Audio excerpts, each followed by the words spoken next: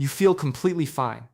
You wake up each morning, maybe a little stiff, maybe a little foggy, but basically fine. No fever, no pain that stops you in your tracks, nothing that sends you to the doctor.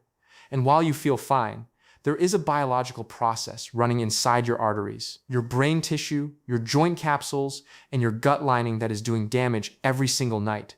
Not because you are sick, but because of the specific way the aging body handles the overnight hours after 60. It has a name.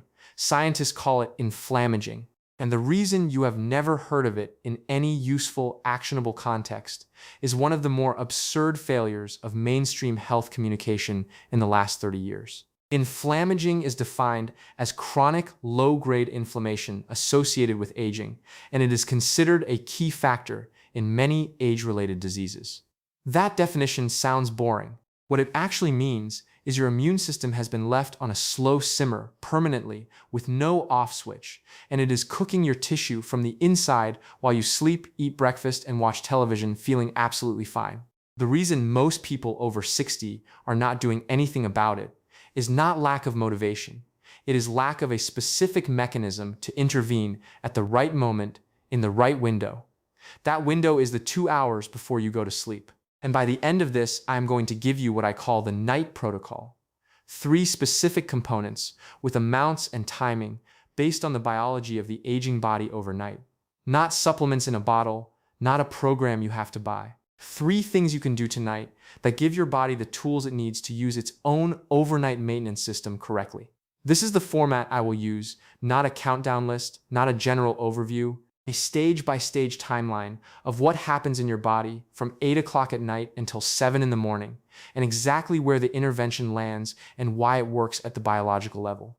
Let us start with the villain. The first stage is called the invisible fire. It runs every hour of every day, but it is worst at night, and here is why. Inflammaging, the chronic, low-grade inflammation that occurs with aging, is widely recognized as a major driver of age-related disease progression. And in contrast to the normal inflammation you feel when you sprain your ankle, it is characterized by a gradual increase in inflammatory factors, immune system imbalance, and prolonged inflammatory signaling, often accompanied by immune senescence. In plain English, your immune system as a younger person was like a fire department. It showed up, put out the fire, went home. The fire department after 60 never fully goes home. The trucks are always parked outside. The sirens are always running at low volume. And that constant low-level noise, that is the chemical signal, is doing structural damage to every organ system in your body, even when there is no actual threat to fight. Aging is associated with profound alterations in the immune system, characterized by immunosenescence and inflammaging, which together compromise host defense, promote chronic low-grade inflammation, and contribute to the development of age-related diseases. Both of those things are happening at the same time, and they make each other worse. The immune system becomes less effective at fighting actual threats, while simultaneously becoming more active at generating inflammatory noise. Think of a smoke detector that has started misfiring every 20 minutes, but also stopped working when there is a real fire. That is roughly what your immune system becomes after 60 if you do not actively interrupt the process. Here is what makes this dangerous. Inflammaging drives cardiovascular diseases like atherosclerosis by persistently elevating pro-inflammatory factors such as CRP and IL-6, which cause endothelial damage and lipid buildup inside arterial walls. That is the mechanism of heart attack, not cholesterol sitting passively in your arteries. Chronic inflammation activating the cells lining your blood vessels, causing them to get sticky, causing plaques to form and then rupture. Senescent cells accumulate in arterial walls, driving the chronic vascular inflammation that underpins atherosclerosis. And the SASP, the senescence-associated secretory phenotype, degrades the extracellular matrix holding plaque stable, increasing the risk of rupture and acute cardiovascular events. I want to spend a moment on those senescent cells because they are the mechanism most people over 60 have never been told about. And they are central to everything that happens during the night when you do or do not eat the right things. Senescent cells are cells that have stopped dividing. They stopped because they hit their replication limit or because they were damaged. Under normal circumstances, the immune system identifies them and removes them. After 60, The immune system is less efficient at doing that, and the cells accumulate.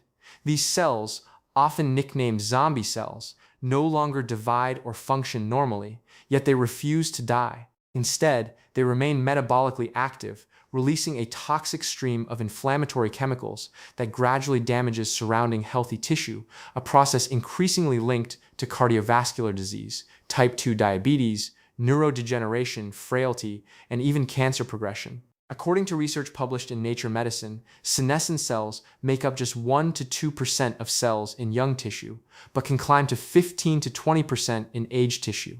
That small fraction drives a disproportionate amount of inflammation and tissue damage.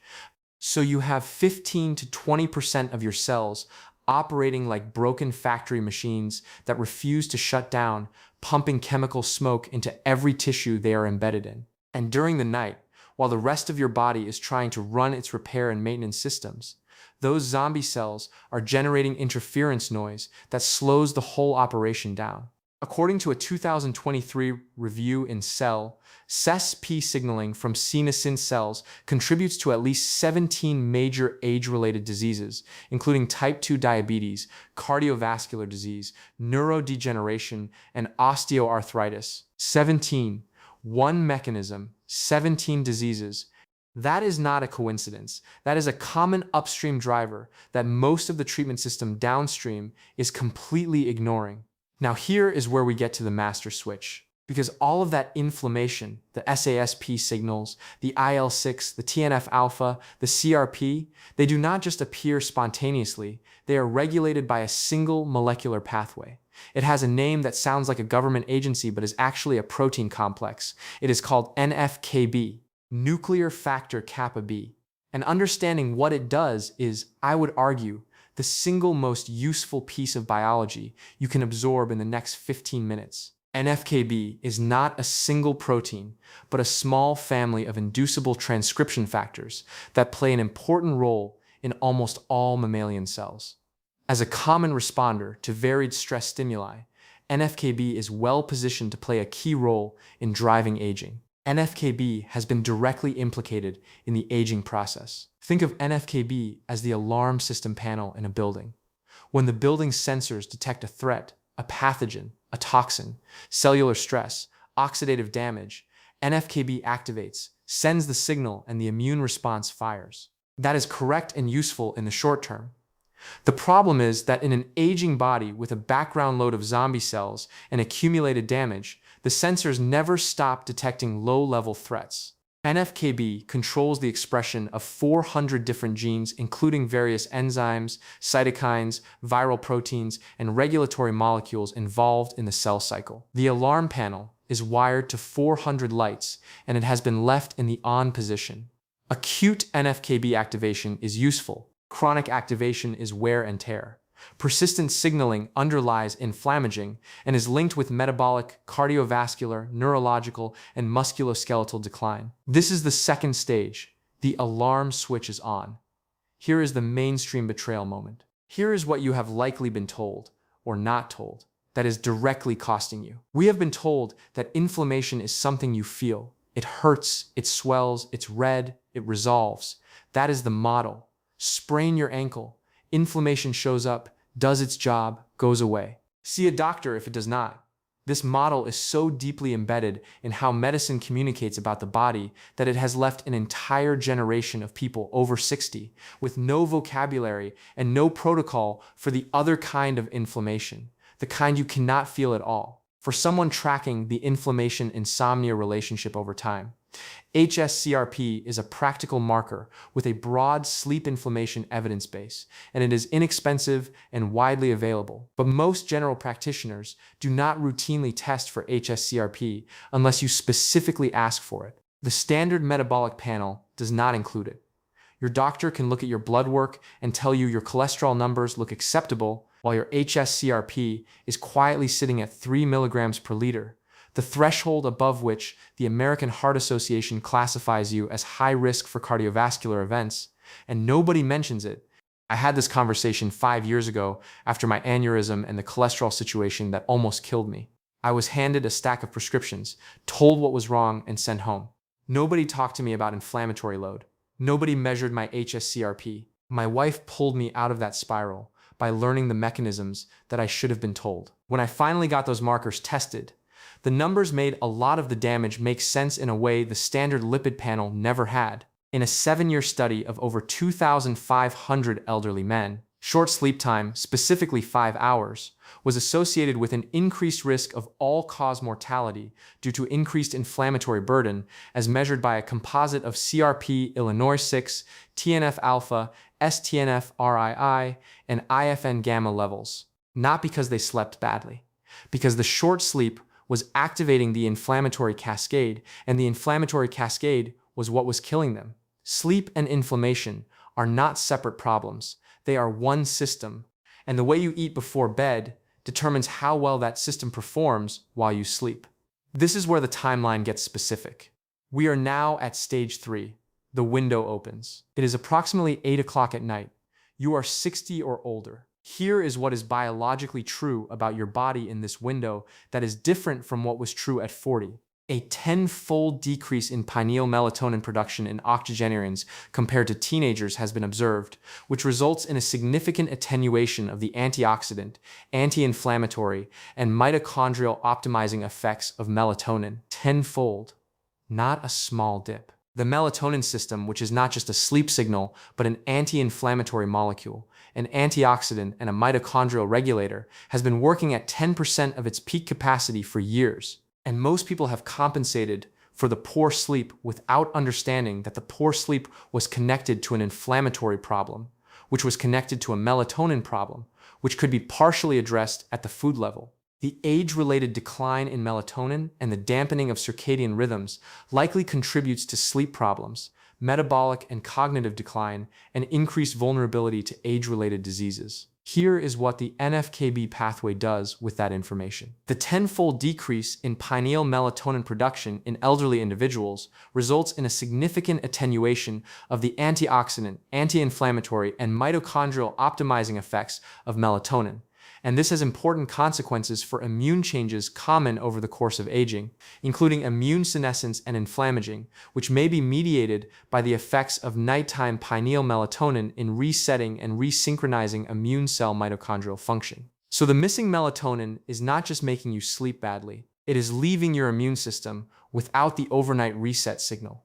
The fire department does not go home because the dispatch system, the melatonin signal, is no longer strong enough to send the recall order. This is the window, 2 hours before sleep. And the specific foods that work in this window work because they supply what the aging body has stopped making enough of on its own.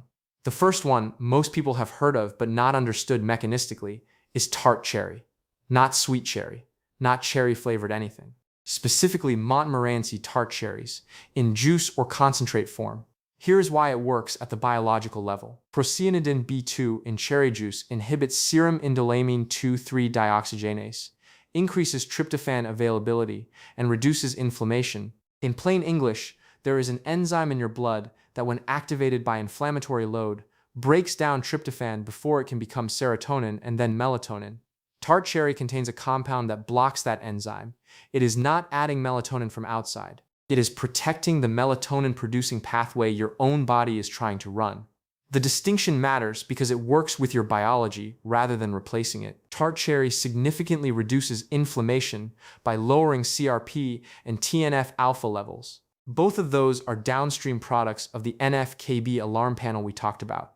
The cherry compounds are touching the alarm system at 2 points simultaneously, one upstream at the tryptophan conversion stage and one downstream at the inflammatory marker level. And the sleep data is not vague.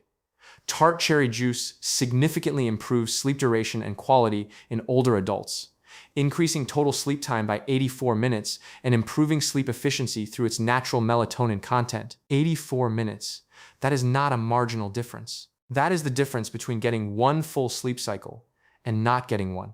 And every additional sleep cycle is time during which the next stage of the overnight protocol can run. In a randomized controlled clinical trial, a total of 37 men and women between the ages of 65 and 80 were randomly assigned to consume 480 milliliters of tart cherry juice or a control drink daily for 12 weeks, and several blood biomarkers of inflammation and oxidative stress were assessed at baseline and after the 12-week intervention. This research showed that tart cherry juice significantly reduced levels of CRP, MDA, and ox-LDL. CRP is the primary inflammatory marker. MDA is a marker of oxidative stress, essentially measuring how much cellular damage is occurring. Ox-LDL is oxidized low-density lipoprotein, the form of cholesterol that is actually dangerous because it embeds in arterial walls and triggers the inflammatory cascade that leads to plaque. All three down in a population of adults aged 65 to 80 from cherry juice alone. Now we arrive at stage 4 of the timeline. The maintenance crew arrives. It is 9 to 10 o'clock. You are moving towards sleep. And if you have consumed the right things in the window, something specific starts happening. IL-6 is a cytokine with a deep research base in sleep science. In healthy individuals, Illinois 6 follows a circadian pattern with nighttime peaks that support sleep consolidation. This is important. IL-6 in the right pattern, a clean timed surge overnight, is actually what helps lock in deep sleep. It is an immune signal that, when properly timed, supports the architecture of the night. But here is the problem. In chronic insomnia, the IL-6 peak can move to daytime hours, one defining feature in the cytokine timing pattern documented by V. Gonsis and colleagues. The circadian IL-6 timing change is one of the clearest inflammatory timing findings in chronic insomnia. Think of it this way. Imagine your maintenance crew works the night shift. That is their whole job. But if the building's alarm system is misfiring all day, the crew spends their energy responding to daytime false alarms. By the time the night shift starts, they are exhausted and depleted. The overnight work does not get done. That is what happens to the immune sleep circuit in a body with dysregulated inflammation. The repair and maintenance that should happen during the night gets displaced into the daytime, where it is useless for tissue recovery, and the night passes without the work being done. Now let us talk about the second component of what you eat in this window: walnuts. A handful, about 40 grams, roughly a large handful, or 1.5 ounces. A groundbreaking study published in Food and Function by researchers from the University of Barcelona evaluated the effects of consuming 40 grams of walnuts daily with dinner over an 8-week period in a study involving 76 healthy young adults who completed both a walnut intervention and a control phase in a crossover design. Eating walnuts was linked to increased levels of 6-SMT, a biomarker of melatonin, which is a hormone that helps regulate our sleep-wake cycle. The walnuts are boosting the melatonin signal through a different pathway than the cherry. The cherry protects the tryptophan conversion pathway. The walnut directly supplies melatonin precursors, tryptophan, and omega-3 fatty acids, and those omega-3s are what drive the next stage of the protocol. The mild insulin release from a small carbohydrate source, paired with walnuts, helps tryptophan cross the blood-brain barrier more efficiently, where it converts into serotonin and then melatonin. This is why the specific combination matters and why timing matters. A handful of walnuts on their own are useful. A handful of walnuts with the tart cherry, which contains natural sugars to trigger that gentle insulin response, is a different compound interaction altogether. You are not stacking supplements. You are running a sequenced biochemical chain that the aging body used to run on its own, but can no longer maintain without dietary support. Now I want to take a moment here, because this is the part where my wife would have saved me a lot of time 5 years ago if I had listened faster. I had all of the pieces. I knew sleep mattered. I knew inflammation mattered. I knew omega-3s were supposed to be good, but I had no structure. No way of understanding the sequence or the mechanism. I was doing random things at random times and wondering why my markers were not moving. Here is the uncomfortable part about the gap between knowing and doing. Most people who come across this information will nod, feel validated about something they already half believed, and then continue their current habits because nothing about this information comes with a clear daily framework. The research is there, the mechanisms are real. What is missing is the translation layer, the daily structure that takes these mechanisms and turns them into a consistent practice that runs even on the days when you are tired and unmotivated. That is what I built in the Noon Reset protocol. It is a 30-day daily companion that walks you through each day in 2 pages.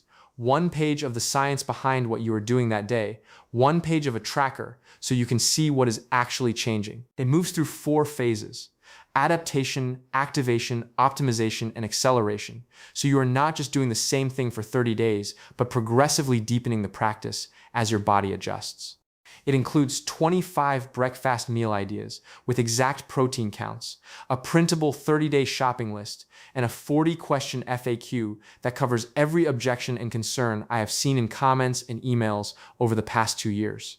And it is based on the same Nobel Prize research in circadian biology we have been talking about throughout this video. It takes under 5 minutes a day to follow. It is available through the link in the description for less than a restaurant meal. The information exists everywhere. The structure is what most people actually need. Back to the biology. We are at stage 5, the resolution phase. It is approximately 11 o'clock at night. You are asleep. Here is what is happening in your body right now if you ate the right things in the window versus what is happening if you did not. In the scenario where you ate correctly, the omega-3 fatty acids from the walnuts, specifically the ALA that your body has been partially converting, and if you also consumed a small serving of fatty fish that evening, the EPA and DHA directly, are being metabolically processed into a class of molecules most people have never heard of. They are called resolvins and protectins. This is the mechanism that most nutrition conversations miss entirely because it is newer science and it is genuinely counterintuitive. Omega-3 fatty acids serve as the substrate for the formation of a group of lipid mediators that mediate the resolution of inflammation. The cardiovascular inflammatory response in atherosclerosis and vascular injury is characterized by a failure in the resolution of inflammation, resulting in a chronic inflammatory response. The pro-resolving lipid mediator Resolvin E1 is formed by enzymatic conversion of the omega-3 fatty acid EPA, and it signals resolution of inflammation through its receptor ChemR23. This is the part that is not well understood in popular health communication. Most people think anti-inflammatory means blocking inflammation, like a chemical fire retardant. You spray it on and the fire cannot start. That is not what omega-3 fatty acids actually do at the molecular level. What they do is something more sophisticated. They are converted into resolution molecules, molecules whose specific biological purpose is to end an inflammatory process that is already running. These compounds were termed resolvins, since they are formed in the resolution phase of inflammation and they potently promote resolution. Your body already has this system. It is built into you. The problem is that after 60, with the NFKB switch stuck in the on position, and with the zombie cell load pumping SASP signals continuously, the inflammatory process never reaches a clear endpoint for the resolution system to trigger. The alarm never fully sounds the all clear, so the resolution crew never gets the dispatch signal. What the omega-3 fatty acids do is essentially supply the resolution chemistry directly, bypassing the need for the all clear signal. Resolvins, protectins, and maricins recapitulate beneficial bioactions of DHA or EPA, with several orders of magnitude higher potency compared to their precursors. These lipid mediators have potent anti-inflammatory and pro-resolving effects, since they inhibit inflammatory factor expression and neutrophil infiltration and promote the phagocytosis of apoptotic cells, several orders of magnitude more potent than the raw omega-3 itself. The conversion is the key, and it happens primarily during sleep because the conversion enzymes are most active at night in lower body temperature states during the phases of slow-wave sleep, which is why both the timing and the sleep quality matter. More slow-wave sleep means more efficient resolvin production. Better resolvin production means lower inflammatory load when you wake up. Lower inflammatory load means less NFKB signaling the next day. It is a positive feedback loop, but it only starts running if you give it the raw materials in the right window. Fish oil, rich in omega-3 fatty acids, has a compelling track record as an anti-inflammatory with potent impact on NFKB. The NFKB inhibiting properties of fish oil and omega-3 fatty acids are important in preventing the blood vessel inflammation that contributes to the formation of atherosclerosis. By inhibiting NFKB, the omega-3 fatty acid EPA significantly reduces the degree to which blood cells stick to vessel linings, an important early step in plaque formation that leads to artery blockages. This is the alarm panel again. The omega-3 resolvins are not just putting out fires that are already burning. They are also reaching back into the signaling pathway and suppressing the alarm trigger itself, reducing the probability that the NFKB switch fires in the first place the next morning. Now we reach stage 6, the gut axis at 2 in the morning. There is a conversation happening between your gut microbiome and your immune system throughout the night that most people are completely unaware of, and it has a direct bearing on your morning inflammatory load. Aging leads to significant shifts in microbiota composition, resulting in dysbiosis, which fosters pro-inflammatory states and systemic inflammation. Age-related changes in the gut microbiota and microbial metabolites, such as short-chain fatty acids and secondary bile acids, influence immune homeostasis and exacerbate inflammaging. The gut lining is essentially a gated wall between the external world and your bloodstream. In an aging body with dysbiotic microbiome, meaning the bacterial populations have shifted toward pro-inflammatory strains, that gate starts to develop gaps. Bacterial fragments, called lipopolysaccharides, leak through those gaps into circulation. The immune system sees them, treats them as an attack, and activates NFKB. This is happening overnight. This is one of the reasons your CRP can be elevated in the morning, even when you feel perfectly fine. You went to sleep, and during the night, your gut was quietly sending emergency signals into your bloodstream. Inflammaging arises from persistent activation of innate immune pathways, senescence-associated secretory phenotype signaling, metabolic dysregulation, and age-related alterations in the gut microbiome.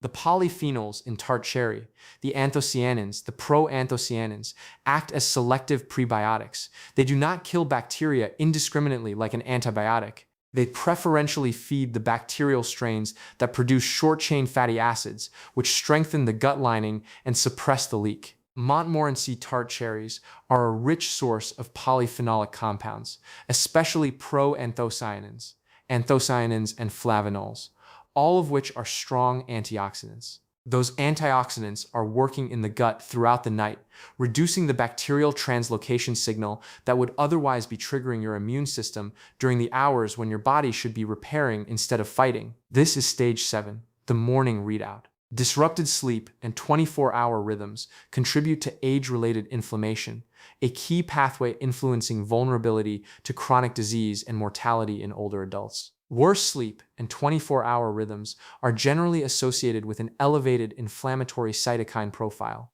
Shorter sleep duration was associated with lower levels of IL-1 receptor like 1 and higher levels of IL-1 beta. What this means in practical terms: the morning you wake up after a night with adequate sleep, supported by the right pre-sleep compounds, is a morning in which your inflammatory markers are measurably lower than the morning after a poor night without those compounds. This is not an abstract long-term benefit. It is happening every single night.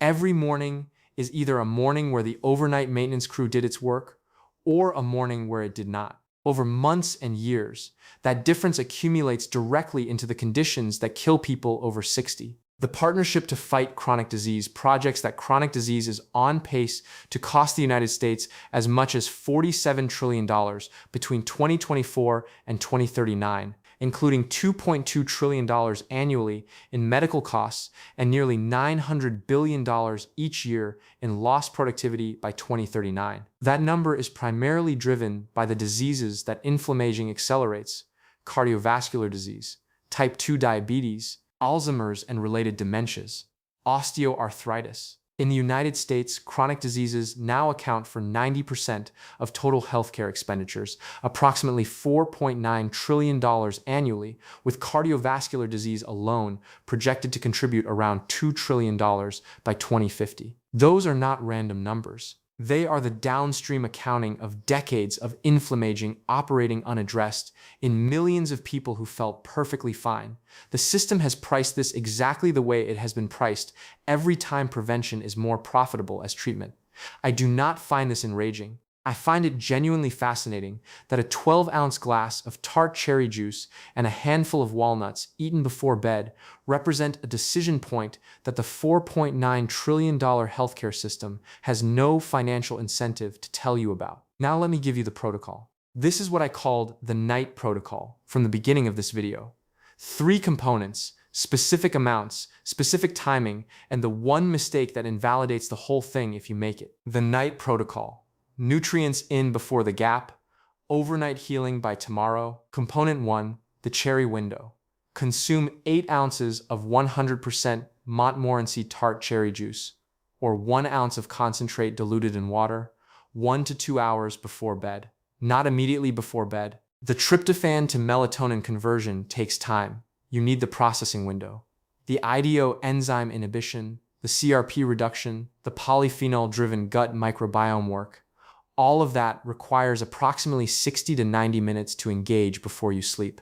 Studies show that drinking 8 ounces of tart cherry juice twice daily, morning and evening, for 2 weeks produces measurable improvements in sleep onset, duration, and quality. If you only do 1 dose, it should be the evening dose.